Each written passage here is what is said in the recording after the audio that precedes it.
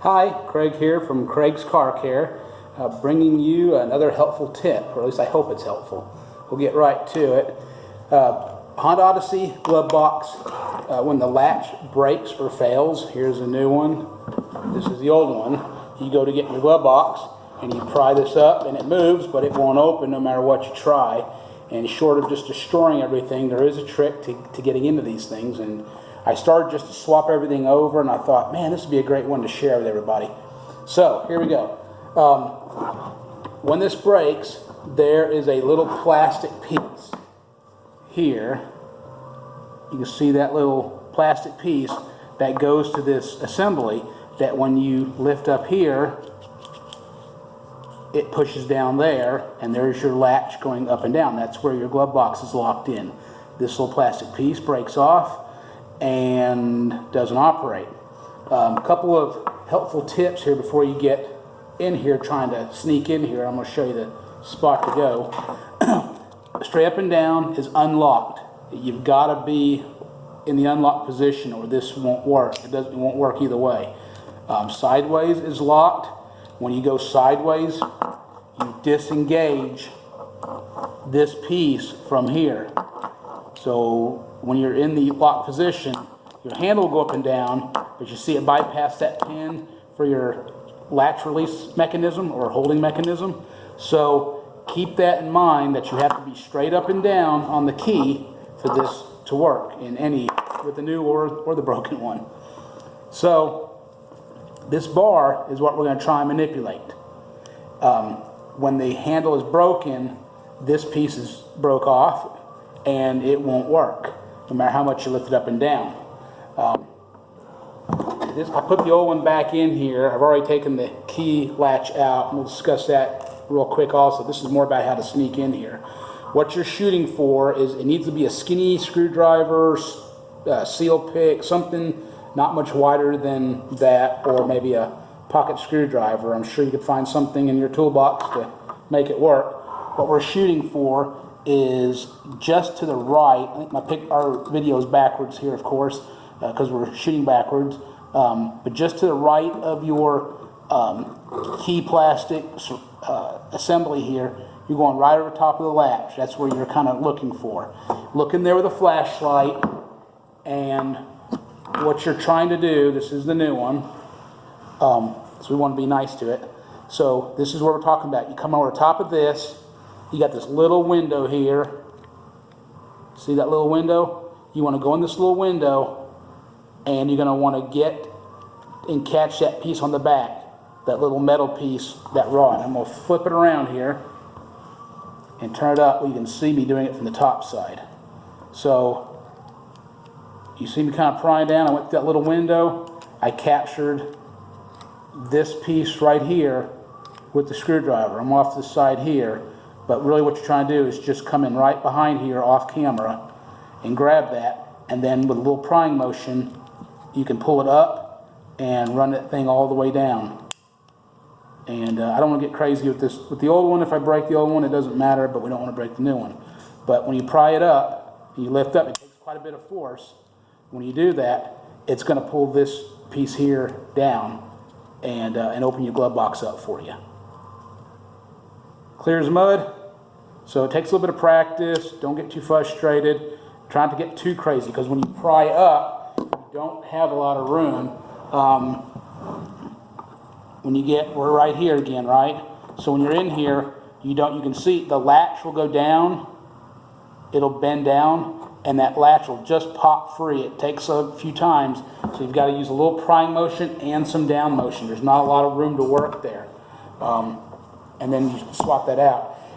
If you want to try to go in from the bottom, I've seen people do that. I haven't seen anybody be successful. They take the screws out, let the bottom hang. You just can't really reach up over here from inside to get to this. Also, they have a little plastic piece to, it's cosmetic, and it slips in right here and it snaps in. There's a couple of plastic pieces on the side. You'll want to put a screwdriver. Once you get in here, you go on each side and gently pry inward, and that'll depress these, and that'll let this piece here pop off. But you can see with that in there, you don't have any room to get your fingers in there to really work. I've heard of people getting in here and prying something blindly until they get it down and getting it open that way. This other way works so well for me, I don't even consider this as an option anymore.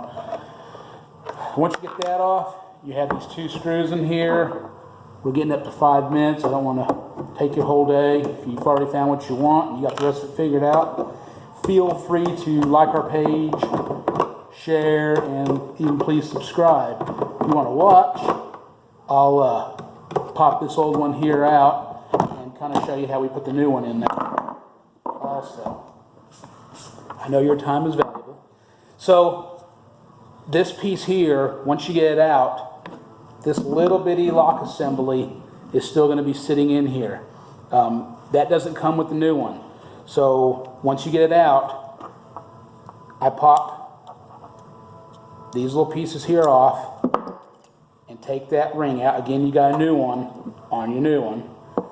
And there's actually, you got this little, this clip, retainer clip, that goes in this hole and drops down into this hole. And that's what holds that little lock assembly in. So you imagine this assembly is still in here. I started just to just do a quick swap install and get this thing done, but I thought, man, I'd like to share this with everybody. So if you're at home trying to get in your glove box or want to do the repair yourself or whatnot, you'll have hopefully some tools here to help you do this successfully and not damage anything. So I pop this clip off, just with a little pocket screwdriver, lift up on one side and it comes right out. And when you do that, your lock is going to come out. Now I always put the key in there when I'm doing this because it makes a great little handle, and I take it out, and I've already installed this one, so I don't want to risk damaging the new one, so I'm not going to take it out. There is that little clip we were talking about laying in here. I don't want to jinx myself and pull it out and tear up a $20, $30 piece, whatever that cost. So when you go to put the new one in, just be mindful on this. You're going to see short and long recesses in the lock body. You see this short one right here? I'm hoping that's going to show up.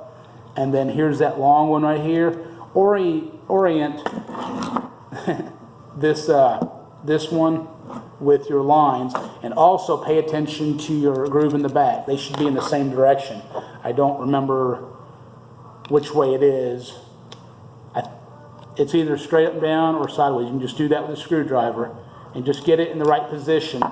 So when you install your new lock, it just goes straight in and you'll feel it go click as it passes past the retainer and gets locked in. And then we're back to our mechanism. That's how it works. It's pretty simple. It's really a clever system. They actually design it so that when it's what we call locked, the handle will still work, so nothing gets broken off from somebody trying to pry up on this plastic, but it locks you out of the glove box. There you are, straight up and down, and you're ready to go. And now you work. So reverse procedure is really straightforward, right? You're just going to take this and feed it up in here like this. And look for your screws on the back side here. I actually left the screw laying in here. And put your screws in, reattach your plastic, and you're good to go. Thanks for watching so long, and I hope this helps you. Craig's Car Care. Thanks for watching.